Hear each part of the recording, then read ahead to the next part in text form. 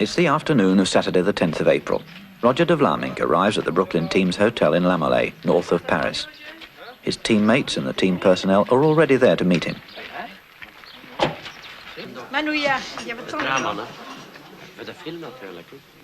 In their tactics, Martens and de Meyer enjoy the benefit of Flandria's experienced sports director, Guillaume Driessens, an expert at making use of inter-team intrigues.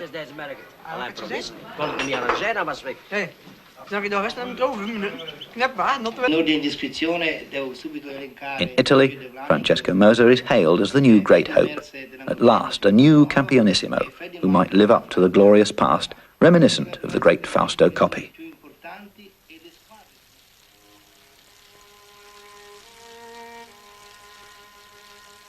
Roger de Vlaminck gets ready. Psychology plays a big part, a question of mind over matter, and Paris Roubaix is a special challenge for him. Like Merckx, de Vlaminck has won the race 3 times. It's his ambition to set the record of 4 wins in the finest and most difficult classic event in professional racing.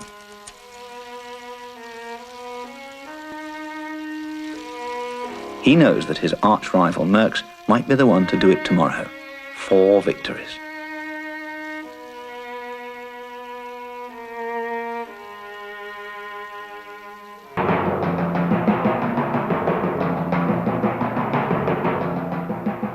What gives Paris Roubaix its reputation as the hardest and most fascinating of all classic one-day races is the drama which always accompanies the last part of the course, over the infamous l'Enfer du Nord, the Hell of the North. This hell consists of some primitive, narrow country roads with centuries-old cobblestones, les pavés du Nord, roads no longer used for ordinary civilized traffic, but only for the driving of cattle and for a bicycle race. A truly legendary course. Year after year, this hell is the setting for a veritable Dante's Inferno with incredible tortures and even martyrdom. Sometimes the roadside is transformed into a quagmire and the cobblestones into a skating rink. And this hell has become the home ground of the Flemish supermen, an exclusive affair reserved only for the strongest.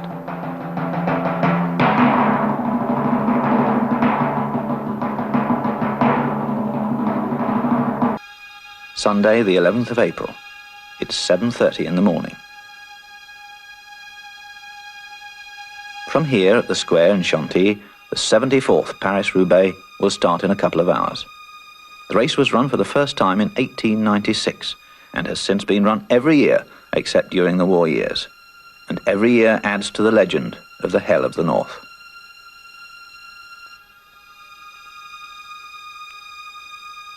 Paris-Roubaix is 166 miles long, but the first 100 miles are ridden on ordinary asphalt roads.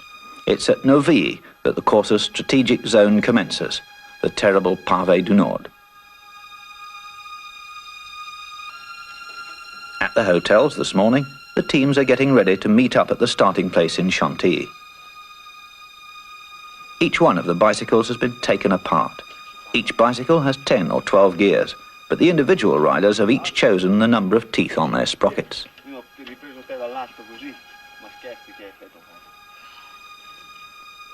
The machines of Moser and his best support rider, Ole Ritter, are equipped with specially strong patented tyres in the hope of avoiding too many punctures on the almost impossible cobbled roads.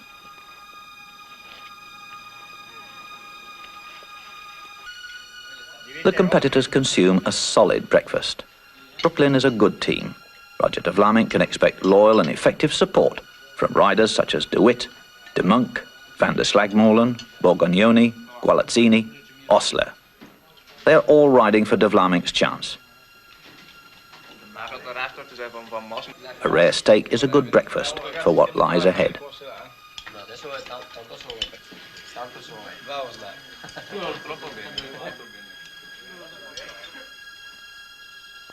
It looks like it's going to be a Paris-Roubaix beneath clear, sunny spring skies. Some of the teams are using the ride to Chantilly as a warm-up in the morning chilly air. Eddy Merckx and his team will also ride part of the way in, but Merckx isn't ready to ride at all until his bicycle is ready.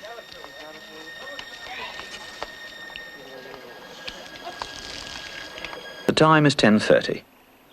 The race eventually started, but with more than an hour's delay, and within a few miles, 3 men have broken away and have gained a slight advantage.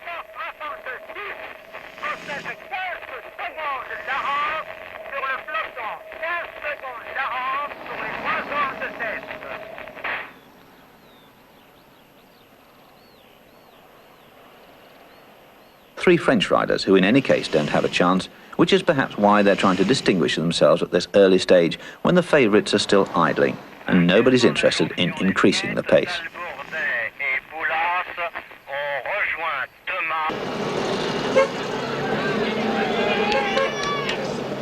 A fall, due more to the size of the field than the pace, nothing serious but considerable chaos, which rouses the mechanics on the back seats.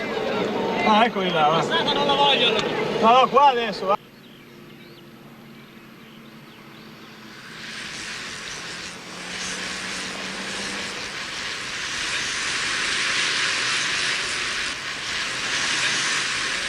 The rest of the field is still intact, and nobody seems much inclined to start a pursuit of the no-hopers. The many motorcycles swarming around the field are press photographers, film photographers, radio journalists, and internal communications people. Besides the official cars is a long cortege of press cars who determine their own position either ahead or behind.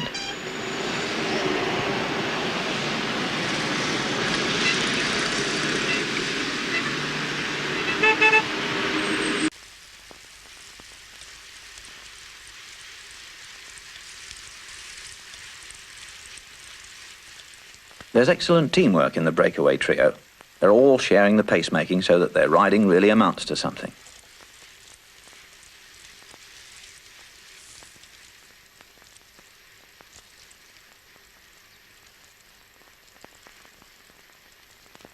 They've built up an advantage of nearly 9 minutes, which still isn't particularly disturbing for the main favourites of the race, and the field's pace is still moderate.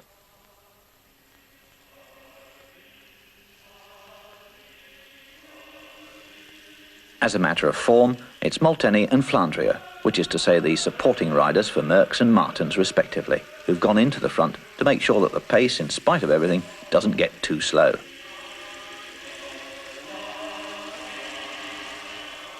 Merckx himself and Martens, they've gone ahead on a quick reconnaissance of the situation.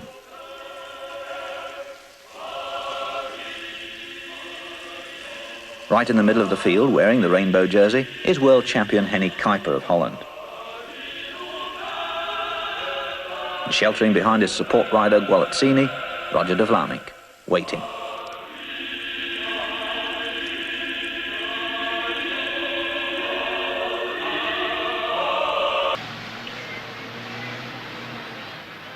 A Brooklyn rider raised his arm, and Brooklyn has drawn first position in the line of service cars, so they're on the scene without having to pass the others.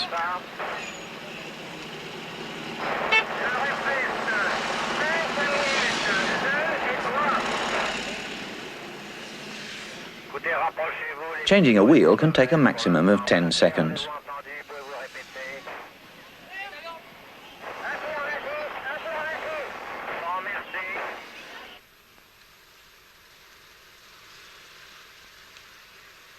The three up ahead now have a good 5 minutes lead, just before Saint-Quentin.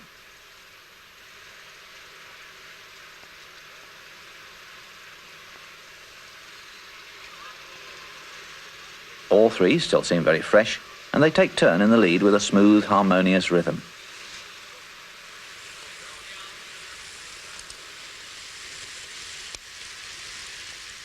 The smaller man with glasses, Mariano Martinez, is better known as a good mountain climber. His slender physique and characteristic upright style is better suited to the mountains than to the flat roads.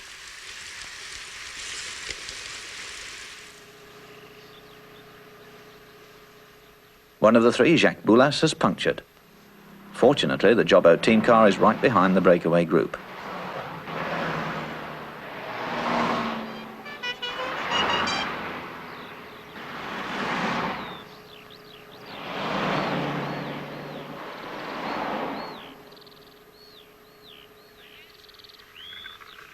Off again. It took 9 seconds, and it'll take some pedaling to reach the other two again.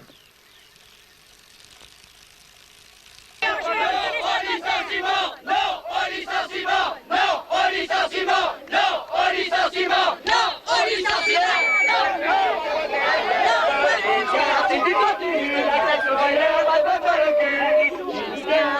continue la classe ouvrière de votre fête. Dis-leur, mon gamin, que tu veux vivre aussi, toi. Il n'y a pas de raison, on y passe des milliards de fois qu'on ne peut pas manger. Dis-leur à ces messieurs qui sont là. Le service d'ordre avec nous. Le service d'ordre avec nous. Le service d'ordre avec nous. Il faut pas qu'ils crèvent la faim et qu'ils aient l'université pour être au chômage. On est solidaires des étudiants, solidaires de tout le parti ouvrier. Dis-lui, mon gamin, tu veux vivre.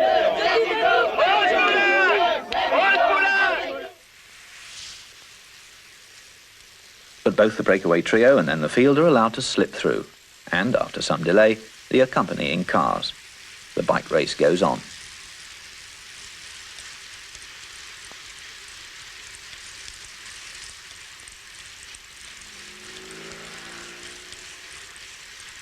The trio's advantage has begun to diminish because now they're approaching l'Enfer du Nord.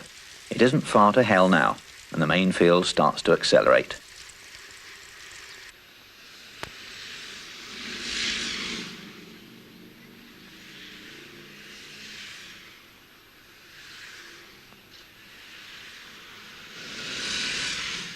Through Le Cateau, only 4 miles before the first cobbles, and the field have gathered speed.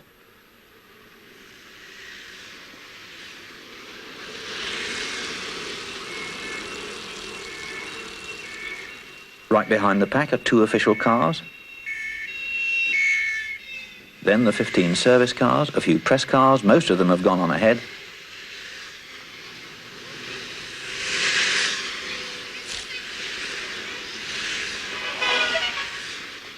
The doctor's car, an ambulance, more press cars. The cavalcade ends with the broom wagon, so called because it sweeps up the riders who've retired from the race. Then the bike rack car to carry their bicycles.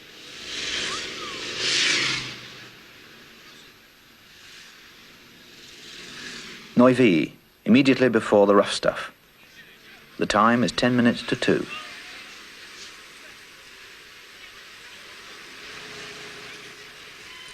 A single rider in the lead.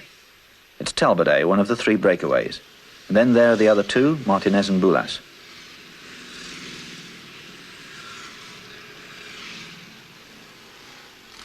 But there also is the field.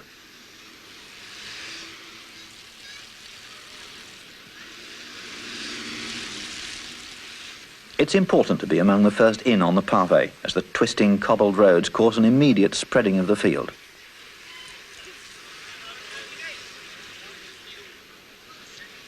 This is where hell begins. The first stretch of pavé is only 2 miles long, but terribly difficult. The surface is completely deformed, and here, past Neuilly, there's a steep hill as well. And who's the first man in? It's Talbot. He doesn't appear to have considered resigning yet.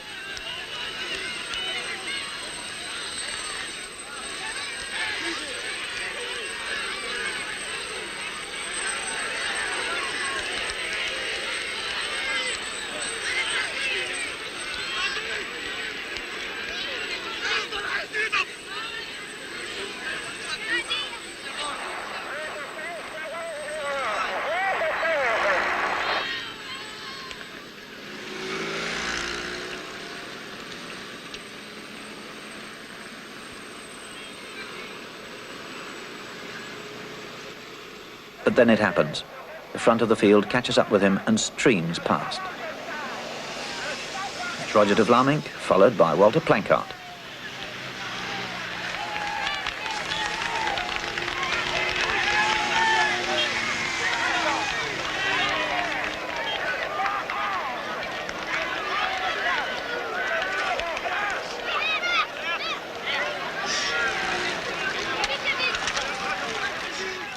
De Vlamingh is now in the clear and forcing the pace.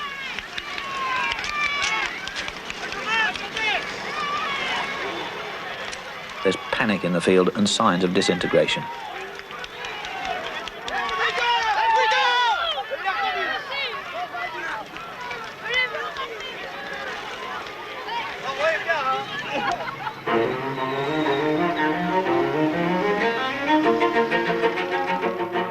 De Vlamingh continues his tremendous push.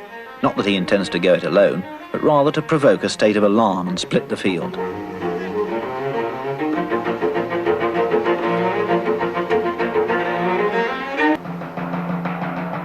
Behind him and leading the pursuit is his sworn enemy Freddie Martens.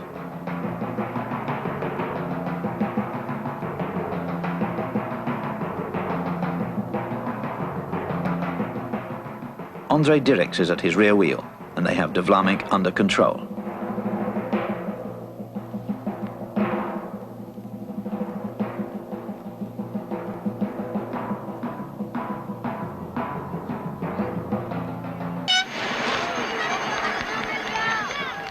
In the front group of about 20 men are Moser, Dirks, Planckaert and 2 or 3 Brooklyn riders behind de Vlaeminck.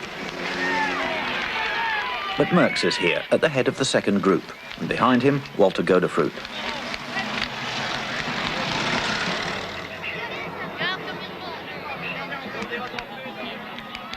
There's Talbot of the 3 breakaways, the one who held out the longest. And there, a little ahead of the new main field, is Raymond Poulidor, who year after year has placed himself as the best Frenchman in the race.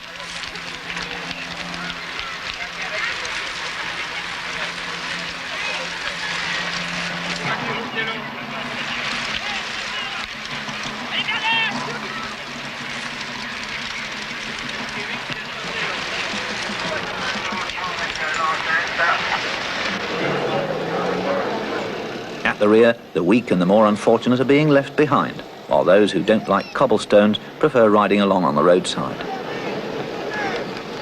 An accident here on the first stretch of pave can be disastrous. This is where the broom wagon has something to do when they start giving up.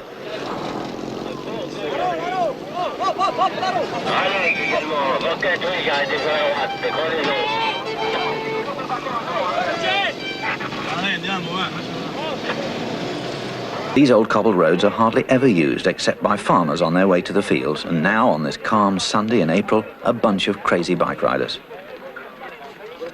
In fine weather, the crossroads are a good picnic spot for the nearby villagers. People wait to get a glimpse of the great race that has made this region legendary. They wait for a few fleeting moments of action, drama, torture, and even heroism.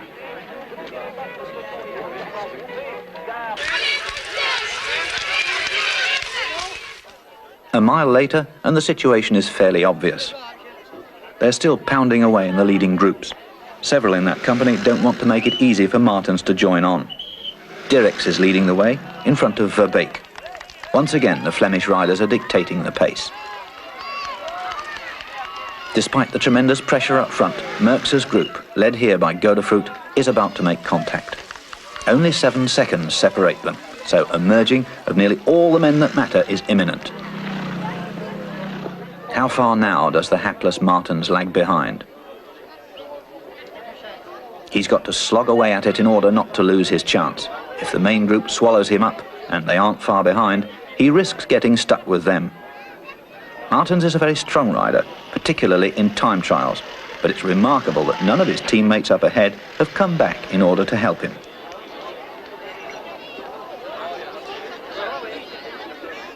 The gap is 40 seconds between Martens and the leaders.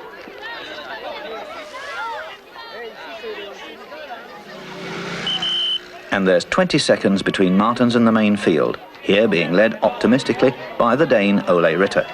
Ritter has always been well placed in Paris Roubaix, and it's obvious that he intends making his presence felt.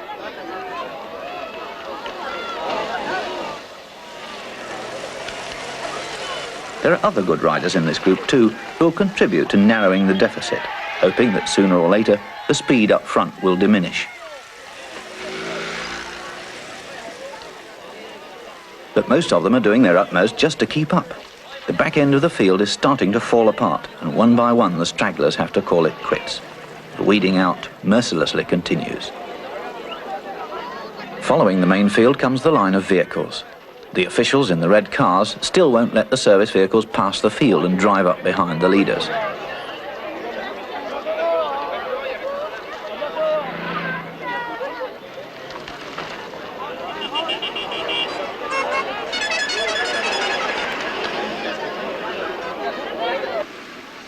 The red Peugeots also direct the traffic, They're the command centre of the race, from which the other vehicles are kept notified about the positions of the riders by radio, and likewise the service cars are called up singly when needed.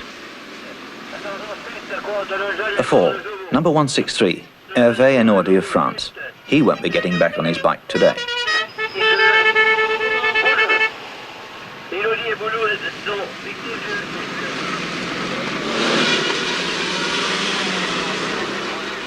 The service cars keep an eye on the right side of the road. It's there, always on the right, that riders with mechanical problems await help.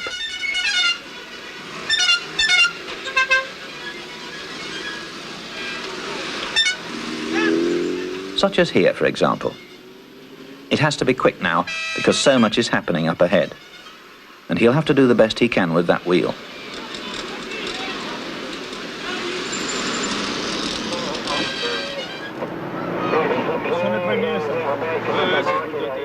The radio reports that Martens has now received assistance from his teammate Michel Pellantier, who's dropped back for him, and that they're closing on the leaders, who are now bunched in a single group, after the exertions of Merckx and Godefroot.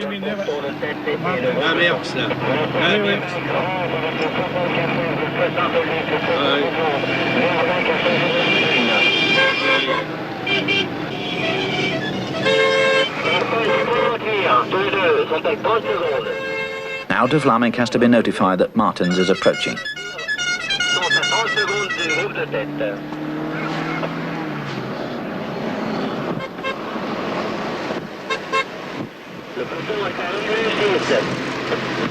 Così, 40 secondi Martens.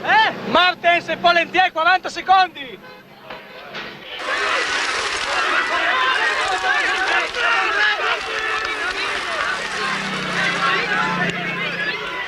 This breakaway is a tactical manoeuvre. Neither de Monk nor Osler are among the real contestants in this race. They've been sent by de Vlaminck with the intention of forcing his rivals to greater activity. It's obvious that de Vlaminck wants to dictate how the race is to be ridden this year. He's on the offensive, even with this ploy by his own support riders.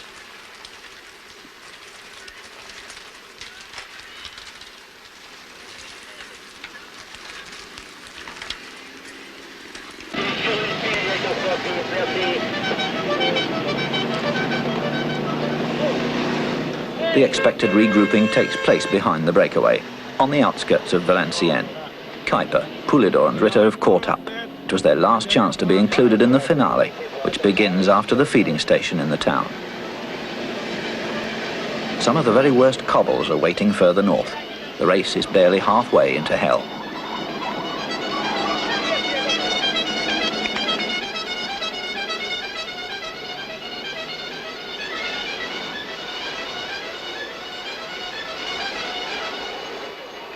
The second feeding zone is right outside the Café de la Place.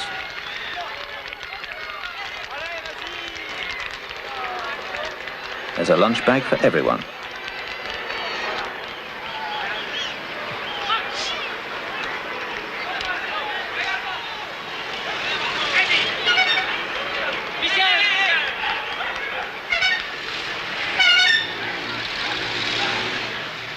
And it's also where many of the riders dismount. The hopelessly outdistanced, the weary support men who may feel they've done their duty, some even that it was well performed. They know that here the team personnel are ready to take care of them, and that there's transport to Roubaix.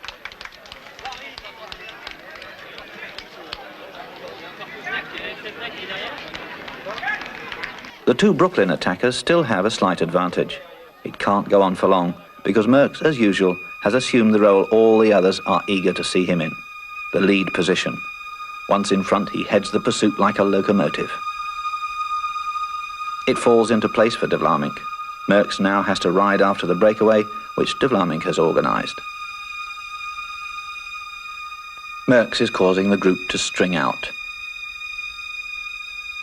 The new pack is about 40 strong, here where the paving stones of hell start again.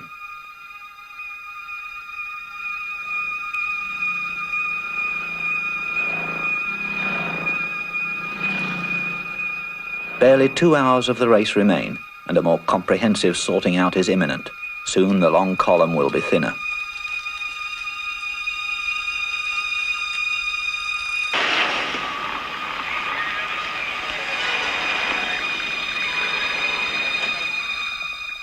There's some very fast riding now.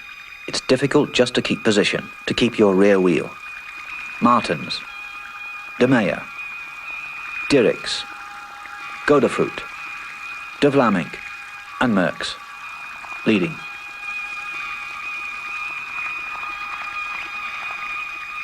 Merckx attempts to break the others with his tremendous power.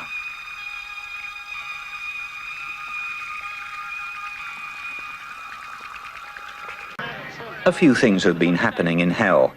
The two Brooklyn breakaways have been overtaken, but straight afterwards a lone rider took off. It's Frenchman Sebille, who bravely takes his life in his hands.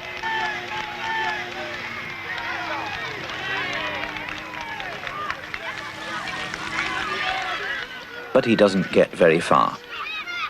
On the left, Martin's leading man, Marc De Meyer. On the right, Godefroot. Merckx has temporarily stopped his attempts to split the field. Everyone is happy to take a breather.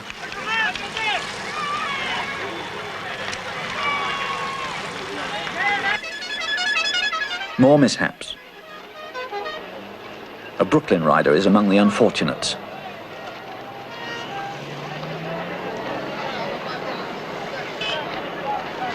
And there lies Walter Planckaert. He might have been one of the strong men, but his luck ran out, as it does for so many. They're waiting for the doctor and for transport as the Brooklyn car rushes off to De Vlamingh again.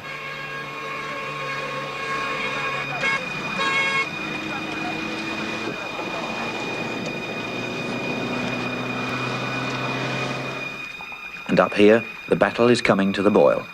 Every other second, the rhythm is broken by somebody trying to break away. All the favourites are active now and have put themselves at the front of the field.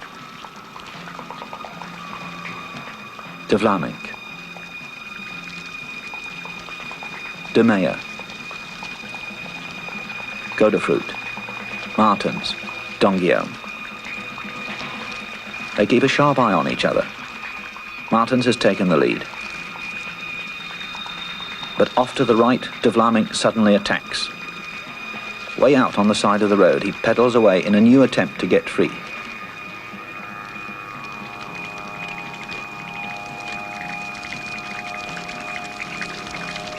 Moser is the first to react, and then Martens. And this time they know that it's do or die.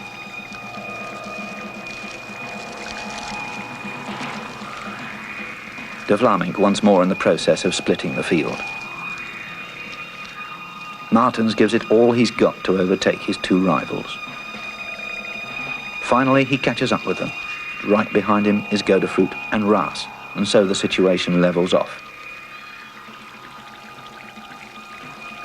But the field shrinks. About 25 men are still together, with around 22 miles still to go to Roubaix. One after another, they falter.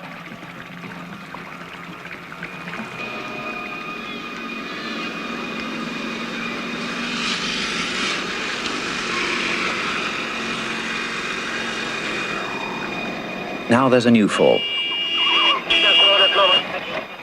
It's Martens. Freddie Martens has crashed.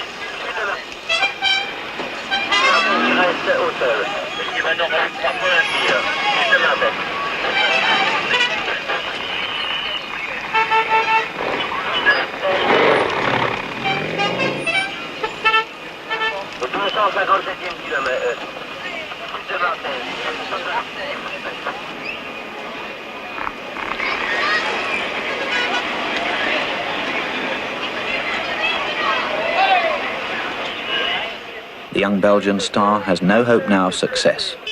The race is over for the man many considered the top favourite. And Martens sadly ends the race as a passenger in the doctor's car.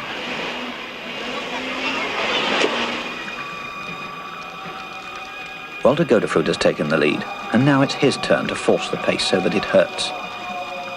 Godefroot, the former winner of Paris Roubaix, seems in good form and is riding very well.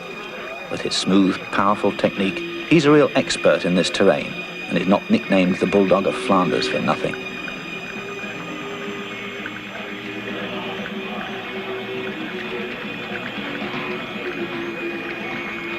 And suddenly it happens. 4 men have broken away. Godefroot, De Meyer, De Vlamingh and Kuiper.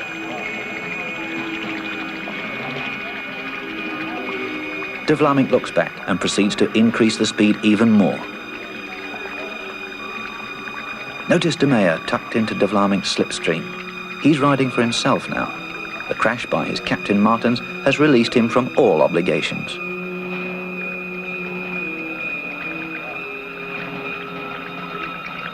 The remainder of the field are a couple of 100 yards behind. 2 men have separated themselves and are midway between it and the breakaways.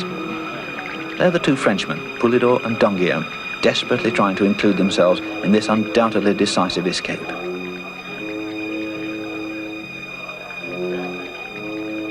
Still another rider approaches the 2 at high speed and passes them.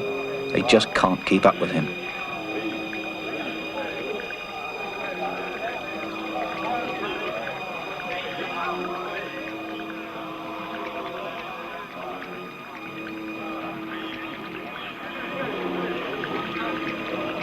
It's Francesco Moser, with his distinctive style. His still aerodynamic position on the bicycle is an imposing sight of almost effortless rotary action.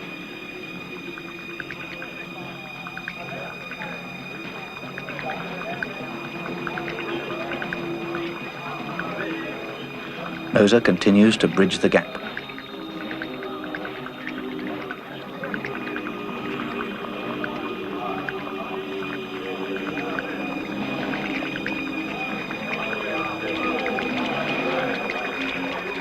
And now Moser has made it, and there are 5 men in the leading group.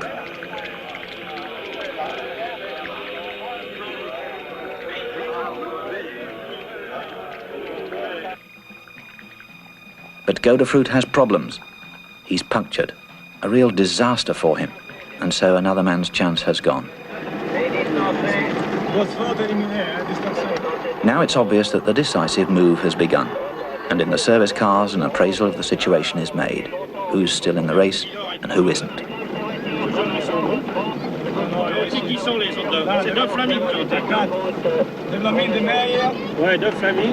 The Italian Moser, the rival Belgians De Vlamingh and De Meyer, the Dutchman Kuiper in the world champion's rainbow jersey.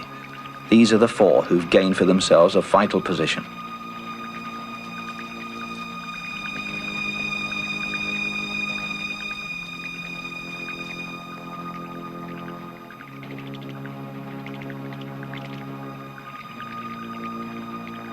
Merckx unaccountably wasn't there when it happened, but naturally he's leading the pursuit.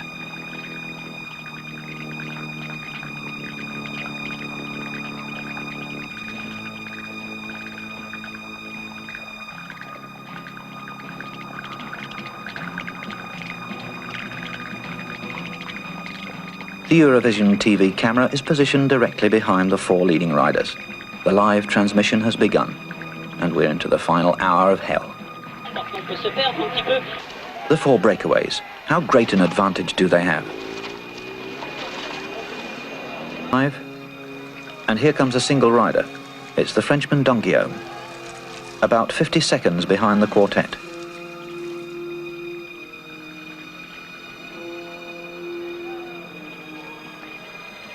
And here comes Merckx, Godefroot and the others, about 15 seconds after Donguillaume, and so more than a minute behind De Vlamingh and the others.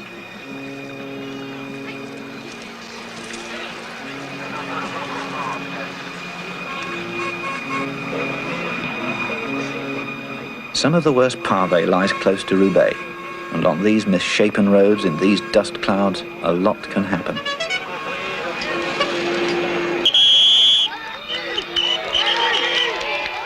And the Merckx group, a good minute behind the leaders. Now there are only 12 men in Merckx's group. The rest are scattered in the dust.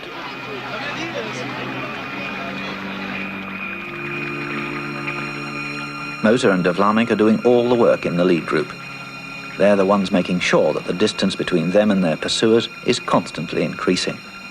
Neither De Meyer nor Kuiper take the lead. They're just hanging on, or are they being crafty and saving their strength? De Meyer glues himself to De Vlamingh's rear wheel. He's been in that position since the start of the breakaway.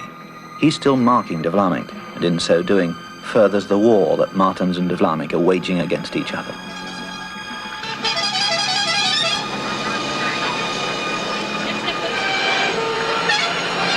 Kuiper is always at the rear. Is he tired, or is he waiting for a chance to get a jump on the others?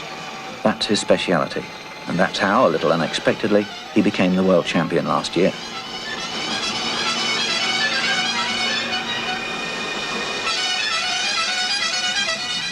The rest of the way is ordinary asphalt road.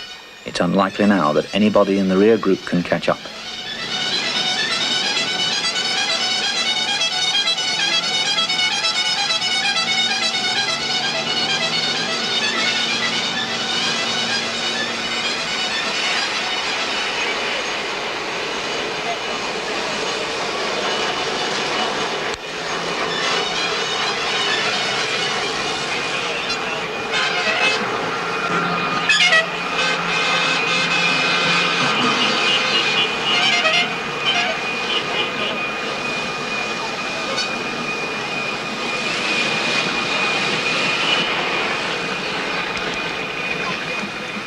Henny Kuiper.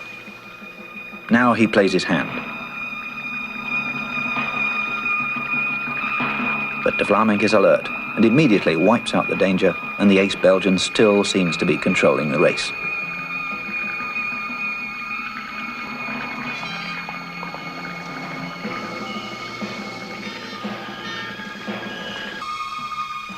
On the final miles, de Vlaeminck again keeps the pressure on. His pacemaking is tough and exhausting. It looks as if he's trying to force an early showdown. By continuing his attacks, he's hoping to drain the power from his three companions.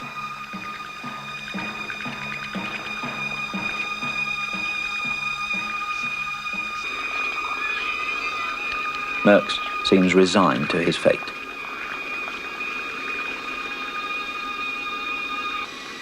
Moser tries to make a break for it, but again de Vlaeminck parries the move in a flash.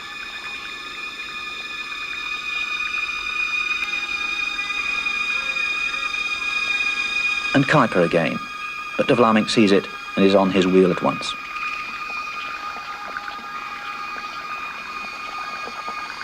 Eddy Merckx. The race is over for him. He hasn't been able to dominate this one.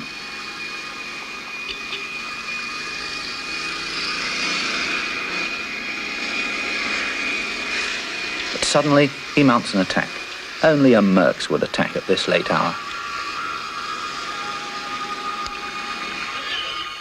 The final kilometre. Which of the four is the best sprinter? Normally it's de Vlaeminck, no doubt about it. And then Moser.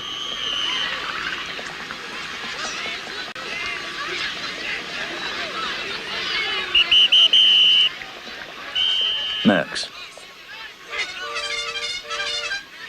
But he doesn't succeed in breaking loose. The others are on his tail, and he doesn't force the issue.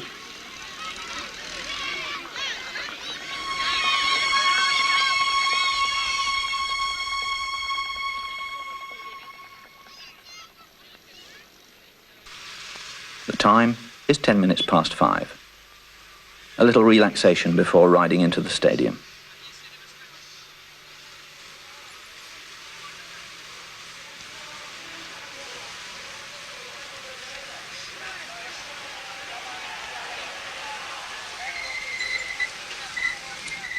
De Vlaeminck and Moser have probably expended the most in building up and consolidating the breakaways' lead.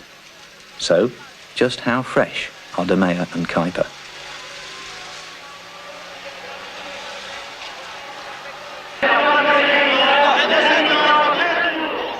There are 1.5 laps to do on the track. De Vlaeminck maintains his command of the situation.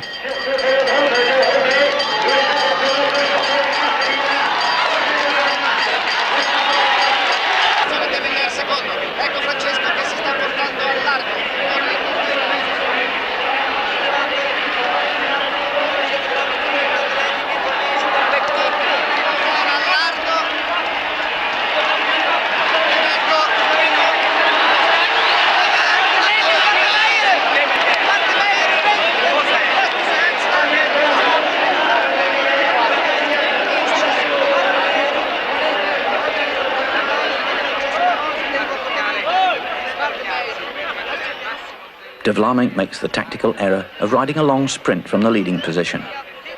Moser attacks from above, but he doesn't box in De Meyer, who slots in between them and rides a really explosive finale.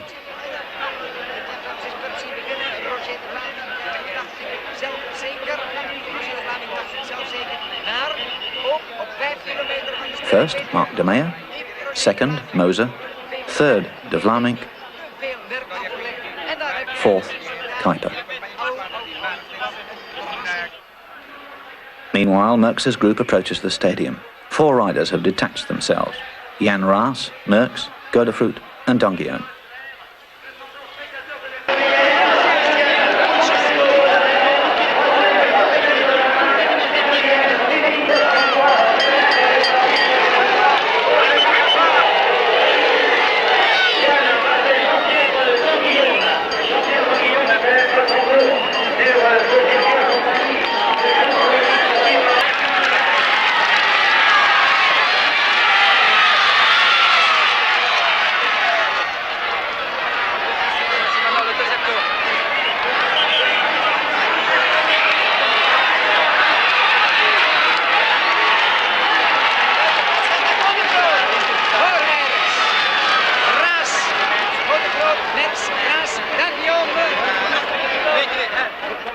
The surprise winner, Mark De Meyer, a tremendous triumph for this support rider who rode his own race when his star Martens dropped out. And victory is especially sweet, snatched as it was from the hands of Martens' arch-enemy, De Vlaeminck.